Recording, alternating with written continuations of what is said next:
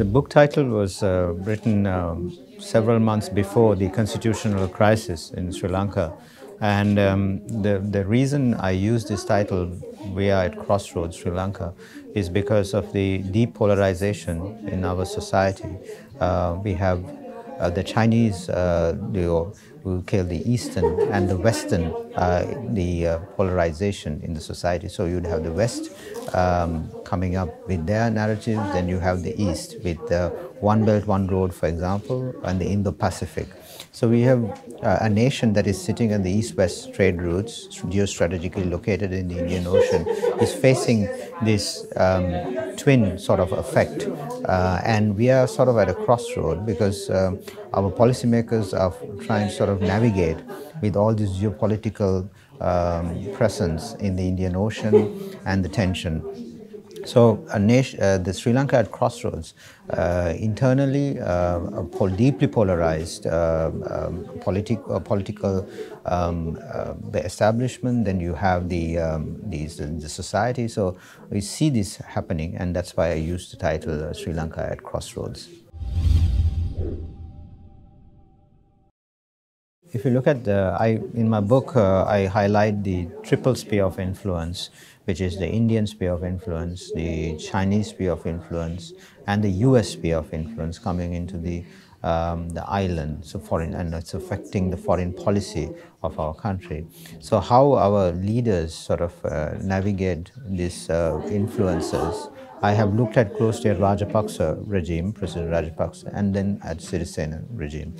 The influences coming in from the infrastructure diplomacy, from the China, especially from Hambantota port to various other infrastructure developments that's going on in Sri Lanka. China has become the largest trading partner, overpassing India, and how these things have affected our national policy, and the importance of looking at preserving the sovereignty of the nation and continuing with policies with national interest and bringing in the policy, the policymakers to bring in the entire polity into the policy-making discussion is important. I have mentioned where we had gone wrong, the limitations as a nation that we have faced. The relationship with India is so important that Sri Lanka should invest much more in not only in New Delhi but also in South India.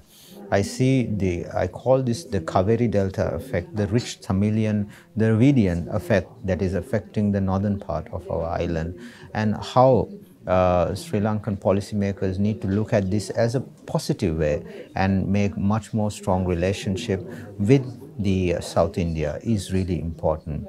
We don't want a strained relationship, but we have the geographical body is so close.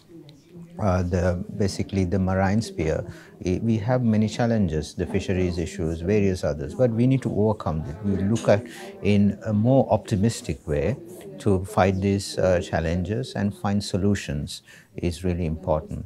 The balancing of the triple sphere of influence is primary. We need to balance it. What we have is not a non-aligned policy right now, although Sri Lanka advocates non-aligned policy. What we have is a multi-aligned policy because of stronger relationships which we have built with China and also with other nations. So it's a multi-aligned foreign policy that what we have here. And I also look at the US influence that is coming into the Indian Ocean and the Indo-Pacific strategy that they have put forward, and the One Belt, One Road, how these two strategies sort of affect the nation is looked at. The relationship is really important, and how we need to invest on the relationship between in India, especially with the South, and also with China. And the relationship is quite strong, I would say. Both the Rajapaksa government and also the Sirisena government has been sort of working very closely with the China. But what you see in the Sirisena government is that President Sirisena has balance the influence, the Chinese influence which was there. The significant influence was recalibrated, balanced by Sirisena.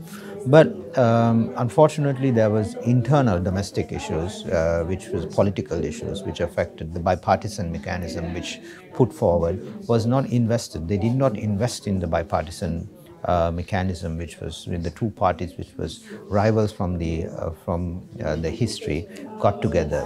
But the mutual cooperation tolerance was not there, and this was the reason that the internal domestic the tension between the two parties sort of moved in to affect the national policy. And it is important, and even for the future governments, that we invest and build relationship with India and China. But it's also important that we build relationship with other regions. For example, European Union is less presence in the Indian Ocean. Only in the Western Indian Ocean, like the Camarillo project. I mean, I look at it as we need to bring in the European EU also, and it is important that you bring in European EU to Sri Lanka also to have a significant, because to create a rules-based order is what we need, and to secure our maritime boundaries, as well as our improve our maritime security as a nation, is really important. So these are areas that we can invest and we can improve.